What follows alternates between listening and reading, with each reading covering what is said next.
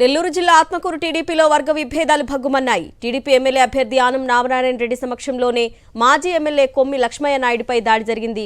ఈ క్రమంలో ఇరు వర్గాల మధ్య తోపులాట జరిగింది. ఈ తోపులాటలో ఆనం రామనారాయణ రెడ్డి కింద పడిపోయారు. దీంతో ప్రచారాన్ని రద్దు చేసుకుని అక్కడి నుంచి వెనుదిరిగి వెళ్లిపోయారు ఆనం రామనారాయణ రెడ్డి.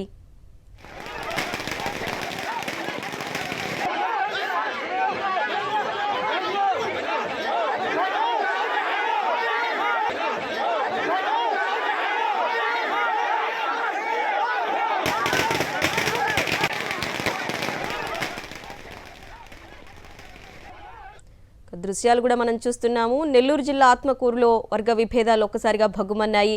టీడీపీ ఎమ్మెల్యే అభ్యర్థి ఆనం రామనారాయణ రెడ్డి సమక్షంలోనే మాజీ ఎమ్మెల్యే కొమ్మి లక్ష్మయ్య నాయుడుపై దాడి జరిగింది. మరిన్ని డీటెయిల్స్ మా ప్రతినిధి వెంకట్ అందిస్తారు. వెంకట్, ఆత్మకూరు టీడీపీలో వర్గ విభేదాలు, అసమ్మతి జ్వాలలు తారాస్థాయికి చేరాయి. వైఎస్ఆర్ కాంగ్రెస్ పార్టీలో ఉండే ఎవరైతే ఆ ద్వితీయ శ్రేణి నాయకుల్ని డబ్బులతో కొనుగోలు చేస్తున్నారు, పాత తరం నేతలు ఎవరైతే తెలుగుదేశం పార్టీలో ఉంటారో వాళ్ళని పట్టించుకోవడం లేదంటే గత కొంతకాలంగా ఆత్మకూరు నియోజకవర్గంలో ద్వితీయ శ్రేణి నాయకులు కూడా తీవ్ర అసంతృప్తితో ఉన్నారు. అయితే ఇవాళ చేజర్ల మండలం నాగలవల్లటూరులో ఆనం రామనారాయణ రెడ్డి ఎన్నికల ప్రచారానికి వెళ్లారు. అక్కడే ఉన్న మాజీ ఎమ్మెల్యే కొమ్మి లక్ష్మీనాయుడు కూడా ఆనంతో జతకట్టారు.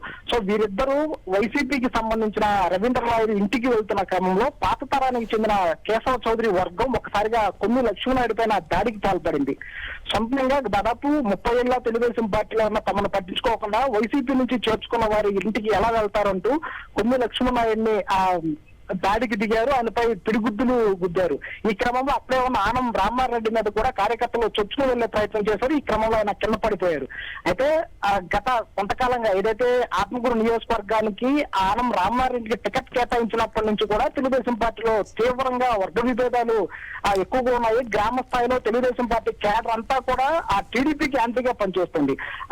వైసీపీ నుంచి విక్రమ్ రెడ్డి బరిలో ఉన్నారు. ఆయన యాక్టివ్ గా తిరుగుతున్నారు. సో అతనికి మద్దతు తెలిపేందుకు కూడా టీడీపీ నేతలు సిద్ధమవుతున్న తరుణంలో ఒకసారిగా ప్రతి గ్రామంలో కూడా ఆనం రామారెడ్డికి వ్యతిరేకంగా ఇలాంటి కార్యక్రమాలు జరుగుతున్నటువంటి పరిస్థితి కనిపిస్తుంది.